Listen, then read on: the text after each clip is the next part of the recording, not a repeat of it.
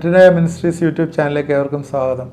പിശാച് നമ്മളെ ആക്രമിക്കുന്ന വിധങ്ങളെക്കുറിച്ചും പിശാചിനെക്കുറിച്ചുമൊക്കെയുള്ള എപ്പിസോഡോളം പല ദിവസങ്ങളിലായിട്ട് കഴിഞ്ഞ ദിവസങ്ങളിലൊക്കെ ചെയ്യാറ്. അവസാനം നമ്മൾ പ്രാർത്ഥനയുടെ കാര്യവും പ്രാർത്ഥനയുടെ എഫിഷ്യൻസി നഷ്ടപ്പെടുന്ന കാര്യവും ഒക്കെയാണ് സംസാരിച്ചത്. ഇന്ന് പറയാൻ ഉദ്ദേശിക്കുന്നത്, നിങ്ങൾ പിശാചിനാൽ അറ്റാക്ക് ചെയ്യപ്പെട്ടോ എന്നുള്ളത് എങ്ങനെ തിരിച്ചറിയും? ക്രിസ്ത്യനെ സംബന്ധിച്ചിടത്തോളം നിങ്ങൾ പിശാചിനാൽ അറ്റാക്ക് ചെയ്യപ്പെട്ടോ ഇല്ലയോ?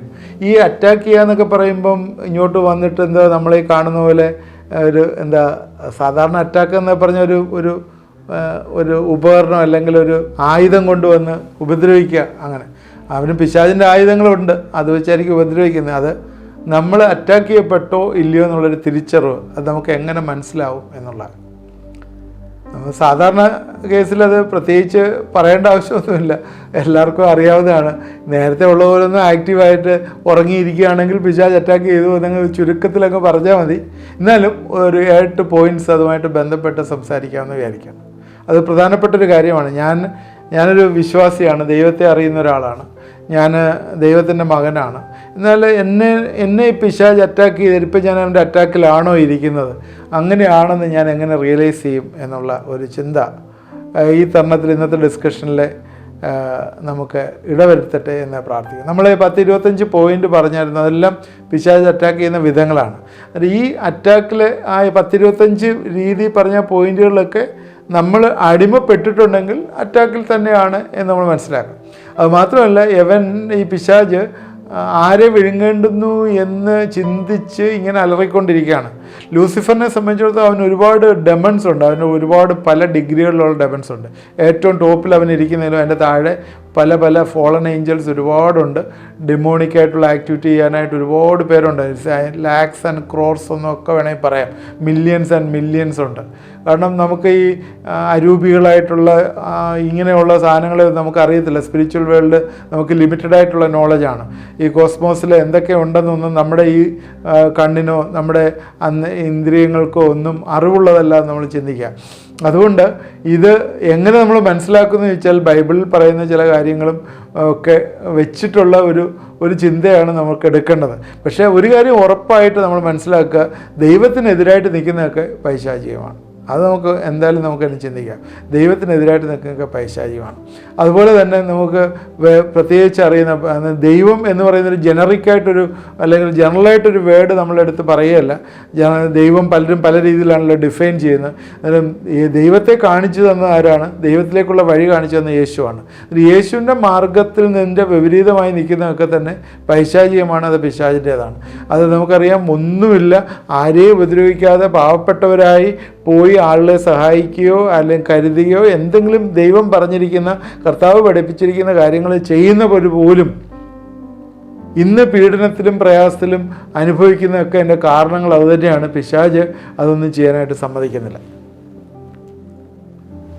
യേശുക്രിസ്തു ശിഷ്യന്മാരോട് പറഞ്ഞ ഒരു കാര്യം ലൂക്കോസിൻ്റെ സുവിശേഷം 10-ാം അധ്യായത്തിൻ്റെ 19-ാം വാക്യത്തിൽ പറയുന്നു. അതിങ്ങനെയാണ് പറയുന്നത്: പാമ്പുകളെയും തേളുകളെയും ശത്രുവിൻ്റെ സകല ബലത്തെയും ചവിട്ടാൻ ഞാൻ നിങ്ങൾക്ക് അധികാരം തരുന്നു, ഒന്നും നിങ്ങൾക്ക് ഒരു ദോഷവും വരുത്തുകയില്ല. ഇതൊരു കുറിവാക്യമായിട്ട് എടുത്തുകൊണ്ടാണ് ഞാനിന്ന് ചിന്തിക്കുന്നത്. പാമ്പുകളെയും തേളുകളെയും ശത്രുവിൻ്റെ സകല ബലത്തെയും ചവിട്ടുവാൻ ഞാൻ നിങ്ങൾക്ക് അധികാരം തരും. ശിഷ്യന്മാരോട് പറഞ്ഞാണ്. നമുക്ക് ഈ പൈശാചിക പ്രവർത്തനത്തിൻ്റെ യബുവായിട്ടുള്ളൊരു അധികാരം നമുക്കുണ്ട്. അത് അധികാരമാണ്. ഈ അധികാരം നിങ്ങൾക്കും എനിക്കും ഉണ്ട്. കർത്താവിൽ വിശ്വസിക്കുന്ന എല്ലാവർക്കും ഉണ്ട്. കർത്താവിൽ വിശ്വസിക്കുക എന്ന് പറഞ്ഞാൽ യേശു ക്രിസ്തുവിനെ രക്ഷകനും കർത്താവുമായി സ്വീകരിക്കുക എന്ന് പറഞ്ഞാൽ, കർത്താവ് കാൽവറി ക്രൂശിൽ എൻ്റെ പാപത്തിന് വേണ്ടി മരിച്ചു എന്ന് ഞാൻ വിശ്വസിക്കുകയും ഹൃദയം കൊണ്ട് അത് ഏറ്റെടുക്കുകയും വായു കൊണ്ട് ഏറ്റുപറയുകയും അതനുസരിച്ച് ഞാൻ ജീവിക്കുകയും ചെയ്യുന്ന വ്യക്തി. അങ്ങനെയുള്ള ഒരു വ്യക്തിയാണ് കർത്താവ് വസിക്കുന്ന വ്യക്തി. ഇത് പരിശുദ്ധാത്മാവിൻ്റെ പ്രവർത്തനം അവരുടെ ജീവിതത്തിലുണ്ട്. അങ്ങനെയുള്ളവരെ സംബന്ധിച്ചിടത്തോളം അവർക്കൊരു അധികാരമുണ്ട്. എന്തോ അധികാരമാണ്? ശത്രുവിൻ്റെ സകല ബലത്തെയും ചവിട്ടുവാനുള്ള അധികാരം. അതുമാത്രവുമല്ല, നിനക്കൊരു ദോഷവും വരുത്തുകയില്ല. ഇതൊരു പ്രോമിസാണ്. യേശുക്രിസ്തു പറഞ്ഞിരിക്കുന്നൊരു പ്രോമിസാണ്. ഇത് യേശു പറഞ്ഞ് നമുക്ക് വിശ്വസിച്ചൂടെ? വിശ്വസിക്കാമല്ലോ. യേശു പറഞ്ഞ് നമ്മൾ വിശ്വസിച്ചില്ലെങ്കിൽ നമ്മളിതിനെന്തോ വിശ്വാസം? അത് 100% നമ്മൾ വിശ്വസിക്കണം. അത് വിശ്വസിക്കുമ്പോൾ നമ്മുടെ വീക്ക് പോയിന്റിൽ കവർ ചെയ്യുന്ന ഒരു സംഭവമാണിത്. ഒരു ദോഷവും നമുക്ക് വരാതിരിക്കാനായിട്ട് ദൈവത്തിൻ്റെ പ്രൊട്ടക്ഷനിൽ നമ്മളായിരിക്കുന്നു. അത് ദൈവം നമുക്ക് വെളിപ്പെടുത്തി തന്നിരിക്കുകയാണ്. അപ്പോൾ നമ്മൾ ചുരുക്കമായിട്ട് നമ്മൾ ഇതിലേക്ക് പ്രവേശിക്കാൻ നമ്മൾ കുറച്ച് സമയമല്ലേ ഉള്ളൂ. ഒന്നാമത് പറയാനായിട്ട് ആഗ്രഹിക്കുന്നത്, നമുക്ക് പിശാച് നമ്മളെ അറ്റാക്ക് ചെയ്തിട്ടുണ്ടെങ്കിൽ ദൈവവുമായിട്ടുള്ള ബന്ധത്തിൻ്റെ ഊഷ്മളതയ്ക്കൊരു കുറവ് വരും.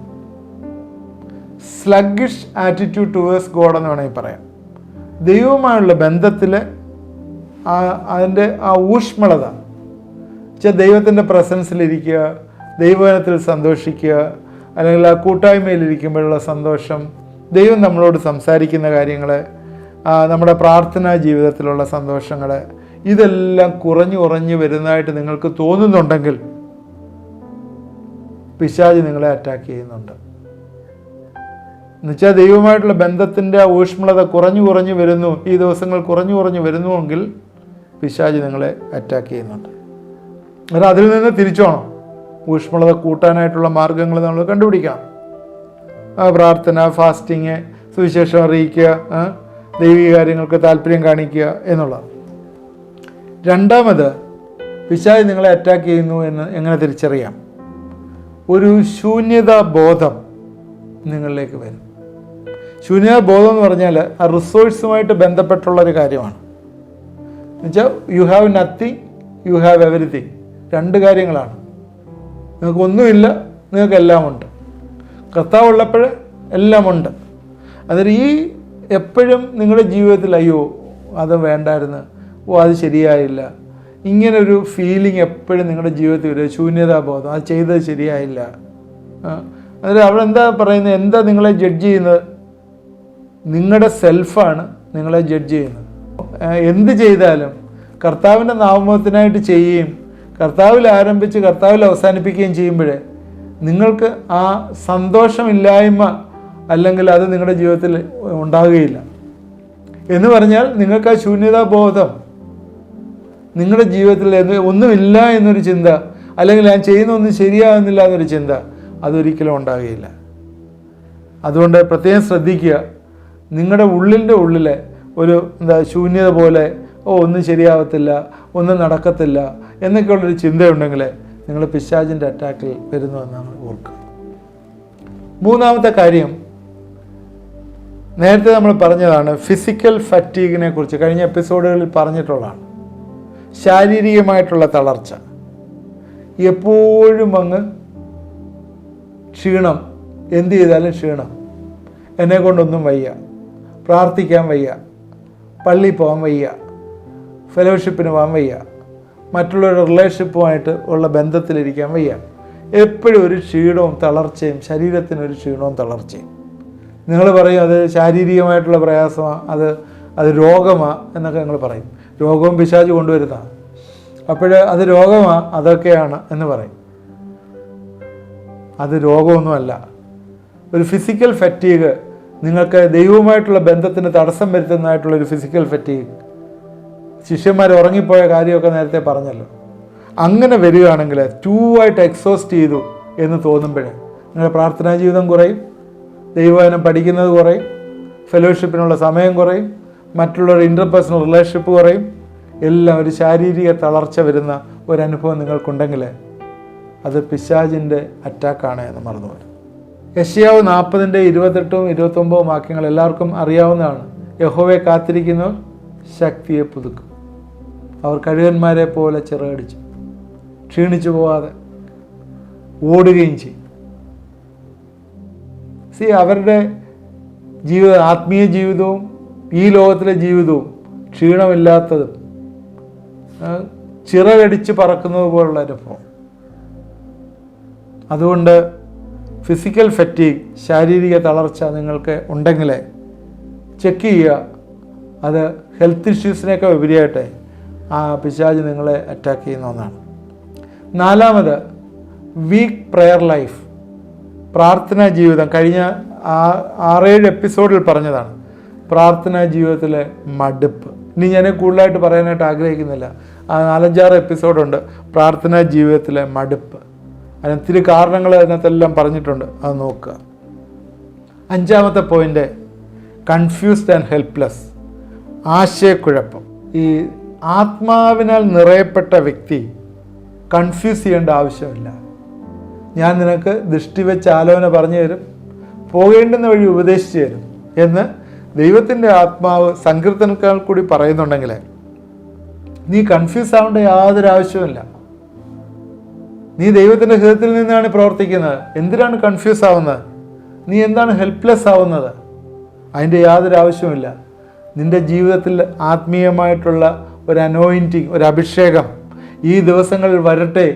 നിൻ്റെ കൺഫ്യൂഷനൊക്കെ മാറട്ടെ. ആങ്സൈറ്റി ഉള്ളിൽ നിന്ന് വരുന്നതാണ്. അയ്യോ അത് ശരിയാവുമോ തെറ്റാവുമോ അറിയത്തില്ല. ഒരു കൺഫ്യൂഷൻ ഉള്ളിൽ നിന്ന് വരുന്നു. അത് പിശാച് നിന്നെ അറ്റാക്ക് ചെയ്യുന്നതുകൊണ്ടാണ്. അവനാണ് ഈ കൺഫ്യൂഷൻ കൊണ്ടുവരുന്നത്. അത് കൺഫ്യൂസ് വന്ന് പല ഗ്രേഡ് താഴോട്ട് ഡീഗ്രേഡായി പോകാനുള്ള എല്ലാ സാധ്യതയുണ്ട്. ദൈവവചനത്തിലുള്ള പ്രോമിസാണ് സങ്കീർത്തനം 121:7-8. യഹോവ ഒരു ദോഷവും തട്ടാതെ വണ്ണം നിന്നെ പരിപാലിക്കും. അവൻ നിൻ്റെ പ്രാണനെ പരിപാലിക്കും. യഹോവ നിൻ്റെ ഗമനത്തെയും ആഗമനത്തെയും ഇന്നു മുതൽ എന്നേക്കും പരിപാലിക്കും. എന്ത് നല്ല വാക്യങ്ങളാണ്. യഹോവ ഒരു ദോഷവും തട്ടാതെ വണ്ണം നിന്നെ പരിപാലിക്കും. അവൻ നിൻ്റെ പ്രാണനെ പരിപാലിക്കും. അവൻ നിൻ്റെ ഗമനത്തെയും ആഗമനത്തെയും ഇന്നു മുതൽ എന്നേക്കും പരിപാലിക്കും. അതുകൊണ്ട് നിങ്ങൾ ആശയക്കുഴപ്പത്തിലായി ഹെൽപ്ലെസ് ആയിട്ട് ഇരിക്കേണ്ട ആവശ്യമില്ല. ദൈവം നിങ്ങളുടെ പരിപാലകനാണ്. 6-ാമത്തെ point, resurrection of your old habits and sin. നിങ്ങളെ പല പാപങ്ങളിൽ നിന്നും, പാപത്തിൻ്റെ അടിമത്വത്തിൽ നിന്നും, ബോണ്ടേജിൽ നിന്നും രക്ഷപ്പെട്ടിരുന്നു. എന്നാൽ പിശാച് നിങ്ങളെ അറ്റാക്ക് ചെയ്യുമ്പോൾ ഈ പഴയ പാപങ്ങളെല്ലാം വീണ്ടും പൊങ്ങി വരും. ചില വൈസസ്, ചില അഡിക്ഷൻസ്, ചില കാര്യങ്ങളൊക്കെ ഏറ്റുപറഞ്ഞ് കർത്താവിൻ്റെ കുരിശ് വെച്ച് അല്ലെങ്കിൽ അവൻ്റെ രക്തത്താൽ കഴുകി നിങ്ങൾ വിക്ടറി പ്രാപിച്ചിരുന്നതാണ്. എന്നാൽ ചില സാഹചര്യങ്ങളിൽ അടിമപ്പെടുകയോ ചില ഫ്രണ്ട്സുമായിട്ട് പോവുകയോ അല്ലെങ്കിൽ അവരുമായിട്ടുള്ള റിലേഷൻഷിപ്പിലൊക്കെ പോവുകയോ ചെയ്തപ്പോൾ ചില സാധനങ്ങളൊക്കെ പിശാച് കുത്തിപ്പൊക്കി വീണ്ടും തിരിച്ചു കൊണ്ടുവന്നു. എങ്കിൽ നിങ്ങളുടെ ഓൾഡ് ഹാബിറ്റ്സ് ആൻഡ് സിൻസിലേക്ക് നിങ്ങൾ വീണ്ടും അവരുടെ ഉയർത്തെഴുന്നേൽപ്പ് നിങ്ങളുടെ ജീവിതത്തിൽ വന്നെങ്കിൽ, പണ്ട് ഏറ്റുപറഞ്ഞ ഉപേക്ഷിച്ച പാപങ്ങളുടെ വീണ്ടും അത് തിരിഞ്ഞു വന്നിട്ടുണ്ടെങ്കിൽ അത് നല്ലൊരു തെളിവാണ് പിശാച് നിങ്ങളെ അറ്റാക്ക് ചെയ്യുന്നു എന്നുള്ളത്. അതുകൊണ്ട് എന്താണ് ചെയ്യേണ്ടത്? അത് അറ്റാക്ക് ചെയ്താൽ നേരത്തെ ഉള്ളതിൻ്റെ ഇരട്ടി അത് വൾണറബിളാക്കി കളയും. നിങ്ങളുടെ ജീവിതത്തെ പൂർണ്ണമായിട്ട് നശിപ്പിച്ച് കളയും. പിന്നെ ഒരിക്കലും അതിൽ നിന്ന് രക്ഷപ്പെടാൻ വയ്യാത്ത രീതിയിലാക്കി തരും പിശാച് അങ്ങനെ ചെയ്യുന്ന ഒരാളാണ്. അതുകൊണ്ട് അത് ഐഡൻറ്റിഫൈ ചെയ്ത് അപ്പോൾ തന്നെ അതിൽ നിന്ന് ഓടി രക്ഷപ്പെടുക. ഫ്ലീ ഓടുക എന്നാണ് പറഞ്ഞിരിക്കുന്നത്. അതിൽ നിന്ന് ഓടി രക്ഷപ്പെടാനായിട്ട് നമ്മൾ ശ്രദ്ധിക്കുക. നമ്മുടെ ഓൾഡ് ഹാബിറ്റ്സ് റിസ്ട്രക്റ്റ് ചെയ്യുന്നുണ്ടെങ്കിൽ ആ ഒരു മൊമെൻ്റ് പോലും നിങ്ങൾ നഷ്ടപ്പെടുത്തി കളയരുത്. ഓടുക. നിങ്ങൾക്ക് അങ്ങനെയുള്ള ഫ്രണ്ട്ഷിപ്പ് വേണ്ടാന്ന് പറയുക കർത്താവിന് വേണ്ടി. അങ്ങനെയുള്ള സാഹചര്യം വേണ്ടാന്ന് പറയുക കർത്താവിന് വേണ്ടി. അങ്ങനെയുള്ള ജോലി വരെയും വേണ്ടാന്ന് പറയുക കർത്താവിന് വേണ്ടി. അതിനുള്ള ഗട്ട്സാണ് വേണ്ടത്. അപ്പോഴേ നിങ്ങൾ ജയിക്കും, പിശാച് തോൽക്കുന്നതായിട്ട് കാണാം. Restriction of your old habits. 7-ാമത്തെ ഒരു കാര്യം, ഈ ബ്രദർലി റിലേഷൻഷിപ്പ്, കൂട്ടായ്മയുടെ അനുഭവം, നിങ്ങളുടെ സഹോദരവർഗങ്ങളോടുള്ള അവരുമായിട്ടുള്ള ബന്ധം, അത് നിങ്ങളെ അകലുന്നതായിട്ട് നിങ്ങൾക്ക് മനസ്സിലാവും. എന്ന് വെച്ചാൽ കൂട്ടായ്മയ്ക്ക് പോകാൻ താല്പര്യമില്ല. എന്താണ് ആദ്യം പറയുന്നത്?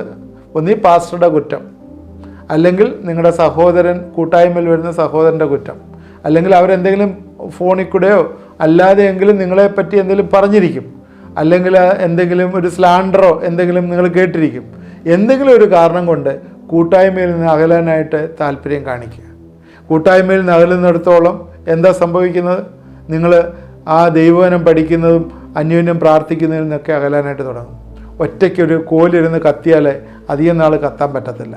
ഒരുമിച്ച് 3-4 കോലുകൾ ഒരുമിച്ചിരുന്ന് കത്തുമ്പോഴേ അത് ആളിക്കത്തി ആ തീ ഒരിക്കലും കെടാതിരിക്കുന്നതായിട്ട് കാണാം. ഒറ്റയ്ക്ക് കത്തുന്ന ഒരിക്കലും കത്തി നിൽക്കത്തില്ല, പെട്ടെന്ന് കെട്ടുപോകും. അതുകൊണ്ട് പിശാച് നിങ്ങളെ അറ്റാക്ക് ചെയ്യുന്നെങ്കിൽ നിങ്ങൾ ഫെലോഷിപ്പിനെ, സഭായോഗങ്ങൾ ഉപേക്ഷിക്കുകയും കൂട്ടായ്മയിൽ പോകാതിരിക്കുകയും പള്ളിയിൽ പോകാതിരിക്കുകയും ചെയ്യുന്ന ഒരു ചിന്ത നിങ്ങളെ വരുന്നുണ്ടെങ്കിൽ അത് പിശാചിൻ്റെ അറ്റാക്കാണെന്ന് നമ്മൾ മറന്നു പോകരുത്. 7ാമത്തെ പോയിൻ്റായിട്ട് പറഞ്ഞു. 8ാമത്തെ പോയിൻ്റായിട്ട് പറയാനായിട്ടുള്ളത് struggling to fulfil the call of God. ദൈവം നമ്മളെ ഒക്കെ ഓരോ വഴികളിലേക്ക് വിളിച്ച് ഇറക്കി നടത്തിക്കൊണ്ടിരിക്കുക. കാരണം പോകേണ്ടുന്ന വഴി നേരത്തെ ഉപദേശിച്ചു തരുന്ന ദൈവം അവൻ്റെ പാത നമുക്ക് കാണിച്ചു തരും. എന്നാൽ അത് ഫുൾഫിൽ ചെയ്യാനായിട്ട് ദൈവം പറയുന്ന വഴികൾ കൂടെ പോവാതെ അതിനെ റെസിസ്റ്റ് ചെയ്ത് നിൽക്കുന്ന ഒരു ചിന്ത നിങ്ങളെ ഭരിക്കുന്നുണ്ടെങ്കിൽ പിശാചിൻ്റെ അറ്റാക്കാണ്. എങ്ങനെയാണ് ദൈവം വഴികൾ കാണിച്ചു തരുന്നത്? ദൈവം ഇങ്ങനെ അങ്ങ് ഇറങ്ങി വന്ന് വഴികൾ കാണിച്ചു തരും? അങ്ങനെയല്ല. നമ്മൾ പ്രാർത്ഥിക്കുമ്പോൾ ദൈവം നമ്മുടെ മനസ്സിലെ കൺവിൻസ് ചെയ്ത് നമ്മുടെ ഗമനത്തെയും ആഗമനത്തെയും പരിപാലിക്കുന്ന ദൈവം നമ്മളെ വഴികളെ കാണിച്ചു തരും.